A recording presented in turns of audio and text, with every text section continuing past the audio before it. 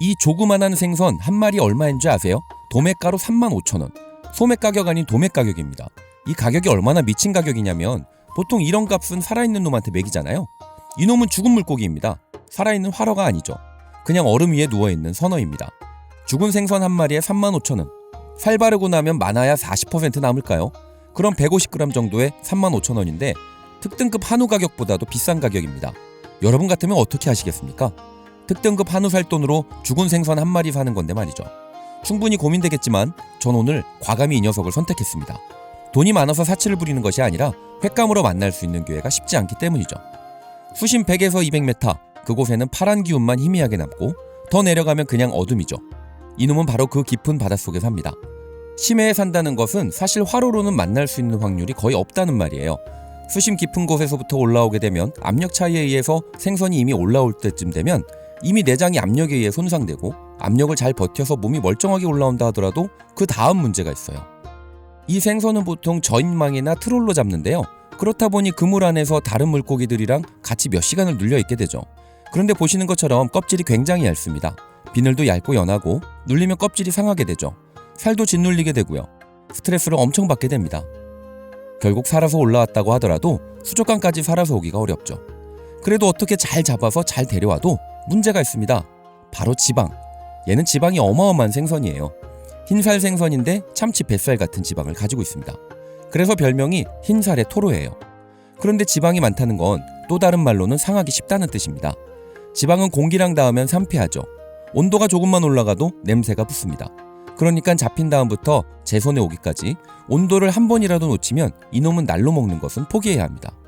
깊은 데서 올라오면서 한 번, 그물에서 눌리면서 한 번, 오는 길에 한 번, 이걸 다 통과한 놈만 회로 먹을 수 있는 거죠. 그런데 오늘 수산시장에 횟감으로 먹을 수 있는 상태의 녀석이 왔으니 한 마리에 35,000원이라 하더라도 지갑을 열 수밖에 없었습니다. 그동안 소개해드리고 싶었지만 타이밍이 계속 맞지 않아서 여러 번 기회를 놓쳤는데 오늘 드디어 만나게 됐네요. 그 이름은 바로 금태. 이름에서부터 뭔가 포스가 느껴집니다. 갓 잡은 신선한 금태를 밝은 불빛 아래에 비춰보면 붉은 몸통 겉면과 지느러미 가장자리를 따라 황금색 빛깔의 은은한 테두리가 돌게 됩니다. 거기에 맛도 좋은데 값은 또 금처럼 비싸니 직관적인 외형에 희소가치가 붙어서 금태라는 이름이 유래됐다고 해요. 하지만 정식 표준명은 눈볼대입니다. 보시는 것처럼 눈알이 엄청 크죠. 빛이 거의 없는 데서 살아남으려면 남은 빛 한 톨이라도 더 긁어모아야 되니 눈이 이렇게 커진 겁니다. 보이소 스시맨행님, 내 고향이 경상도라가 많이 먹어봤는데 니 맛도 내 맛도 없고 별로대예. 경상도 부산에 사셨다면 빨간고기라는 이름으로 이 녀석을 자주 접해봤을 겁니다. 왜냐하면 부산에서 많이 잡히기 때문이에요. 서울에서 제사상에는 도미나 민어를 올리지만 유독 부산에서는 제사상이나 귀한 손님에게는 금태를 올렸죠. 맛있어서 귀하게 쓰인 생선인데 만약에 맛이 없었다면 아마도 상인들 사이에서 긴따루로 불리우는 생선을 드신 것 같네요. 맞다 긴따루, 그게 금태 아이가. 사실 금태를 긴따루로 알고 계신 분들이 많이 있습니다. 하지만 긴따루라는 말은 일본에서 붉은 생선들을 부르는 이름이에요. 그 말이 일제강점기 전후로 한국으로 건너오면서 빨간 생선은 긴따루 이렇게 굳어진 겁니다. 빨간 고기는 긴따루, 금태도 빨간 고기니 긴따루, 이렇게 공식이 연결된 거죠. 그런데 아마도 금태는 값이 비싸서 많이 소비되지 않았고 장문볼락 같은 값싼 빨간 고기는 여기저기 팔렸으니까 자연스럽게 이 장문볼락이 긴따루의 대명사가 된 거죠. 그래서 빨간 고기를 드셨는데 맛이 없었다? 장문볼락 같은 생선을 드신 거지 금태를 드신 게 아니에요. 장문볼락은 충분히 그렇게 느낄 수 있습니다. 대부분 아이슬란드와 같은 고위도 해역에서 그물로 대량으로 잡아서 냉동으로 수입되는 생선이기 때문이죠. 맛이 완전히 다릅니다. 지방이 없어서 퍽퍽하고요. 가격도 완전히 다르죠. 그럼 어떻게 구분하냐? 가장 확실한 방법은 입을 벌려보는 겁니다. 입을 벌리면 목구멍이 완전히 까맣습니다. 그래서 일본에서는 노도구로라고 부릅니다. 노도가 목구멍, 쿠로가 검다, 검은 목구멍이라는 뜻이에요. 물론 금태의 공식 일본 명칭은 몸 전체가 붉은 빛을 띠고 기름기가 많아 현지 방언으로 기름지다의 뜻의 무츠꼬이에서 유래한 무츠가 합쳐진 이름 아카무츠입니다. 하지만 시장과 미식가들 사이에서는 노도구로라는 이름을 더 많이 사용할 정도로 이 녀석의 가장 큰 특징 중에 하나죠. 영어 이름도 똑같습니다. 블랙스로우 스퍼치, 검은 목구멍. 그러니까 전 세계가 이 생선을 부를 때 저 큰 눈도 아니고 이 붉은 몸도 아니고 보이지도 않는 목구멍으로 부르고 있는 거죠. 보통 심해 사는 애들은 뱃속이나 입안이 검은 경우가 많아요. 이유는 깊은 바다에는 심해새우나 발광플랑크톤 등 스스로 빛을 내는 애들이 있습니다. 금태는 이런 녀석들을 먹이로 먹어요. 그럼 이것들을 삼켰는데 몸이 투명하면 어떻게 될까요? 몸이 등불이 됩니다. 포식자들에게 나 여기 있다고 광고하는 거죠. 그리고 사냥을 계속하는 것도 어렵습니다. 그래서 안쪽을 검게 칠해서 빛을 가둬버린 거죠. 그런데 장문볼락은 입안이 하얗습니다. 같은 심해에 머물기도 하지만 비교적 얕은 연안까지 오르내리면서 일반 치어나 갑각류를 먹기 때문에 검게 진화할 이유가 없는 거죠. 깊은 바다에서 살아남으려고 만든 게 지금은 진품 확인하는 도장이 됐네요. 그럼 이 귀하고 귀한 금태 손질해볼까요? 그 전에 좋아요, 구독, 하이프까지 다 누르셨죠? 그럼 빠르게 손질해보겠습니다. 사실 지금 저는 엄청 초조합니다. 운 좋게 횟감금태를 만났지만 촬영한다고 뜨거운 조명 아래 있는 시간이 좀 길었거든요. 선도가 분명 떨어졌을 거지만 그래도 일말의 기대감을 갖고 우선 흐르는 물에 비늘부터 벗기겠습니다. 칼을 세워서 살살 긁어줄게요. 얘는 비늘이 얇아서 그냥 스르륵 벗겨집니다. 그래서 이 얇은 비늘이 뒤에 맛있는 요리의 주인공이 됩니다. 이건 이따 보여드릴게요. 지느러미는 가위로 자릅니다. 지느러미가 은근히 억세요. 배 갈라 내장을 제거해줘야 하는데 배가 말캉말캉하네요. 살짝 불안합니다. 내장이 이미 녹기 시작했지만 그래도 아직 희망을 갖고 배를 갈라보겠습니다. 생각보다 그렇게 나쁘지는 않네요. 내장이 녹아도 아직 초기 단계이고 살까지 번지기 전에 빨리 드러내면 살은 멀쩡할 수 있거든요. 빠르게 흐르는 물에 칫솔로 깨끗하게 닦아줍니다. 그래도 이게 저온으로 보관을 잘하고 와서인지 내장이 조금 녹았어도 깨끗하게 씻고 나니까 다행히 살도 깨끗하고 탄력도 있습니다. 몸값 비싼 놈이니 수율을 높여야 합니다. 산마이 오롯이로 진행할게요. 공식이죠? 순서는 배, 등, 배입니다. 먼저 배부터 칼 넣을게요. 배 쪽은 뼈가 단순합니다. 갈비뼈만 피하면 되거든요. 여기서 먼저 기를 내는 겁니다. 그 다음은 등 쪽.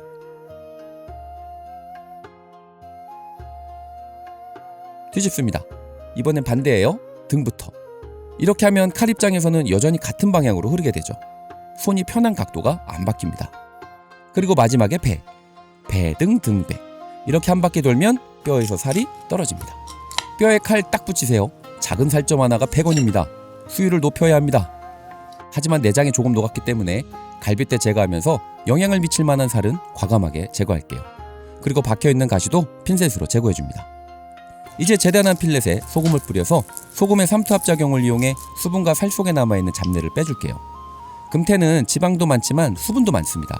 그래서 이 작업을 꼭 해주셔야 살이 탱글하고 찰진 식감으로 변하게 되죠. 표면에 물기 올라오는 거 보면서 조절하시면 되는데 저는 오늘 20분 정도 해줄게요. 그리고 흐르는 물에 소금 빠르게 씻어주고 식초물에 한 번 더 씻어주는 스아라이 작업을 해줄게요. 아주 살짝만 식초물에 씻어줌으로써 표면을 정리하고 비린향을 잡아주는 방법이에요. 살이 연해서 금방 살이 하얗게 올라오네요. 그리고 이제 숙성을 해줘야 하는데요. 보통은 물기를 제거하고 해동지 감싸고 내부로 공기 접촉을 차단시킨 뒤 냉장고에서 숙성을 합니다. 그런데요, 오늘은 좀 다르게 하려고 해요. 스아라이 한 곳을 그냥 채반에 올려서 물을 빼주는 정도로 좀 두려고 합니다. 이유는 좀 전에 손질할 때 촬영 환경의 영향으로 내장이 좀 녹아 있었잖아요. 그럼 살의 표면부터 영향을 미치게 됩니다. 그렇다고 식초에 담가 절이는 스지메 방식은 비싼 금태의 맛에 영향을 미칠 수 있을 정도로 좀 과하죠. 원래 스아라이는 식초물에 살짝 씻어서 물기를 닦아내는 건데요. 오늘은 물기를 완전히 안 닦고 짧게 두겠습니다. 이러면 표면만 아주 살짝 절여져요. 엄밀히는 스아라이가 아니라 스아라이랑 가벼운 식초 절임 사이쯤 되는 거죠. 10분에서 20분 정도 냉장고에 넣어두면 겉면은 살짝 새콤하면서 단단해지고 속살은 생선 고유의 맛을 유지하게 돼서 굳이 오래 숙성하지 않고 바로 횟감이나 스시로 낼 때 유용합니다. 이제 먹기 전에 한 가지 작업이 더 남았어요. 금태는 지방이 핵심인 생선입니다. 그래서 이렇게 숙성을 오래 하지 않고 바로 먹을 때는 기름진 풍미를 극대화하기 위해서 껍질 표면에 열을 가해주는 거죠. 방법은 토치질을 하는 방법, 그리고 90도 정도 되는 뜨거운 물을 붓는 방법입니다. 저는 뜨거운 물을 붓는 마치카와 지쿠리 방법을 사용할게요. 아브리를 하면 불향이 강하게 배어서 금태의 온전한 맛을 가릴 수 있습니다. 하지만 이 방식을 사용하면 온전하게 금태의 맛을 느낄 수 있죠. 이전에 참돔에서도 사용했던 방식입니다. 이렇게 뜨거운 물을 부으면 비늘이 소나무 껍질처럼 일어나죠. 그 이후 바로 얼음물에 샤워를 해주고 물기를 제거해줍니다.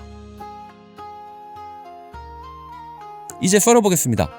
먼저 가장 기본적인 방식으로 썰어볼게요. 칼을 도마와 직각에 가깝게 세워 써는 히라즈쿠리라는 평썰기입니다. 금태처럼 살이 연하고 부드러운 생선은 얇게 썰면 식감이 사라지죠. 그래서 도톰하게 두께감을 주어 썹니다. 껍질 쪽에는 칼집을 내줄게요. 뜨거운 물에 닿았다 해도 속살보다는 질깁니다. 이렇게 칼집을 내주면 살과 껍질이 따로 놀지 않고 한 번에 부드럽게 씹히죠. 그리고 녹아내린 진한 지방이 밖으로 배어나와 혀에 먼저 닿게 되기에 고소함이 더 강해집니다.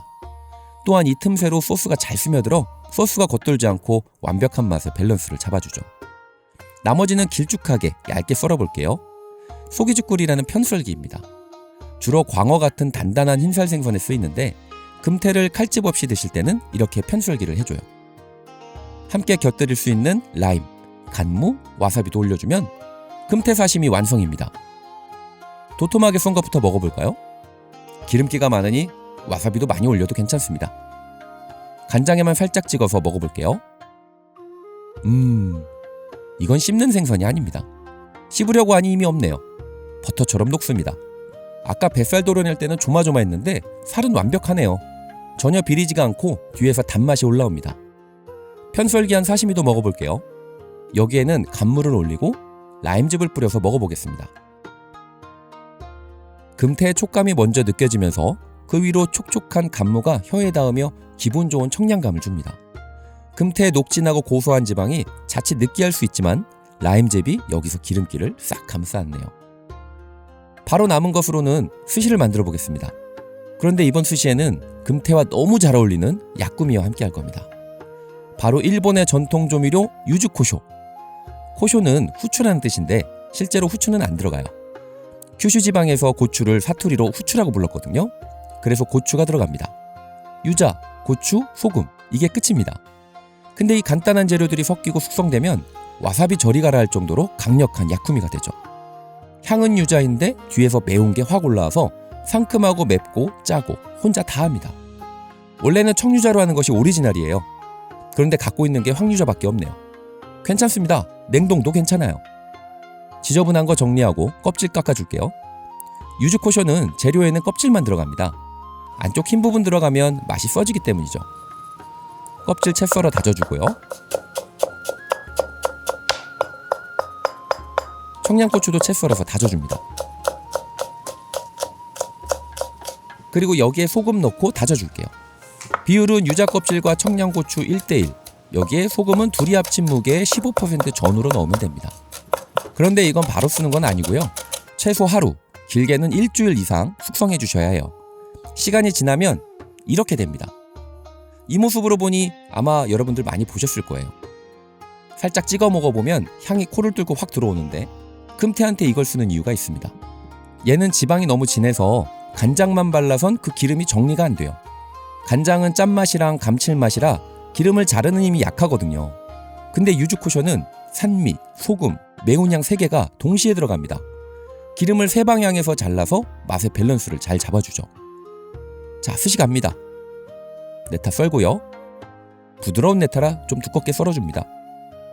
X자로 칼집 넣어줍니다. 태지 바르고 샤리 쥐고 네타 집어서 와사비 대신에 유즈코쇼 발라주고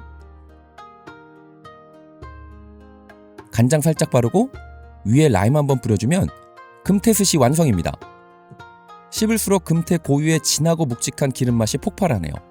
바로 그 순간 와사비 대신 들어간 유즈코쇼가 화사하고 달콤한 유자향을 풍기고 뒤이어 고추의 알싸한 매운맛이 금태의 기름기를 묵직하게 탁 붙잡아 균형을 맞춥니다.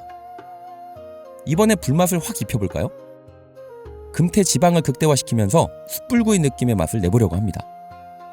여기에 간장 살짝 바르고 토치 들어갑니다. 파이어!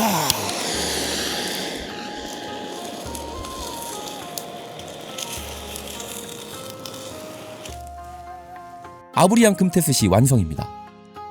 직화로 태운 간장의 구수함과 짭조름한 감칠맛의 불맛이 다가오고 불에 녹은 금태의 진한 지방이 팍 터져 나옵니다. 여기에 와사비의 알싸함과 샤리의 새콤함이 밸런스를 딱 맞춰주네요. 확실히 지방이 많은 생선은 열을 가하면 그 풍미가 엄청납니다. 그렇다면 이번에는 아주 제대로 열을 가해보겠습니다. 아예 구이로 만들어버리는 거죠. 구이로 하는 것은 횟감 금태보다 선도가 좀 떨어져도 괜찮습니다. 그래서 구이용 금태는 가격이 저렴하죠. 횟감 금태가 한 마리에 35,000원이라면 요 놈은 5마리에 35,000원. 물론 알이 좀 작지만 금태의 맛을 느끼는 데 있어서는 아주 괜찮은 가격입니다.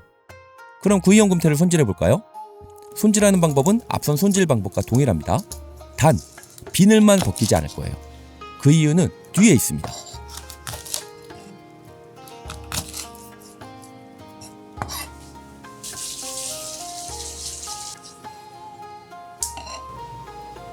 자, 손질 다 했습니다. 맛있는 거 먹을 거 생각하니 하나도 안 힘듭니다. 이제 하나하나 꼬치에 꽂아볼까요? 이제 모든 준비는 끝났습니다. 금태들이여, 열받을 준비가 됐는가? 맛있어질 준비가 됐는가? 준비된 금태가 먼저 갈 곳은 바로 충분히 달군 기름 위입니다.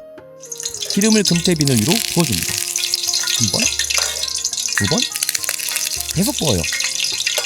보세요, 이거 비늘이 하나하나 일어나고 있죠? 기름이 닿는 순간 비늘 속 수분이 확 날아가면서 위로 곤두서는 거예요. 이걸 마츠카사 야끼라고 부릅니다.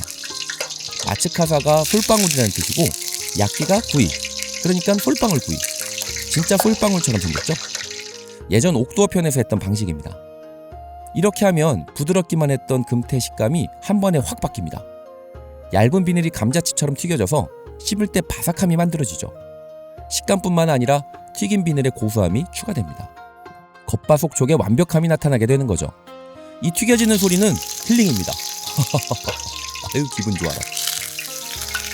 기름을 뿌렸다고 끝이 아닙니다. 이제 숯불로 옮겨서 속까지 익혀줘야 해요. 와, 이 기름 보이십니까? 이거 먹어도 살이 안 쪄요. 소금을 뿌려서 간도해주고요.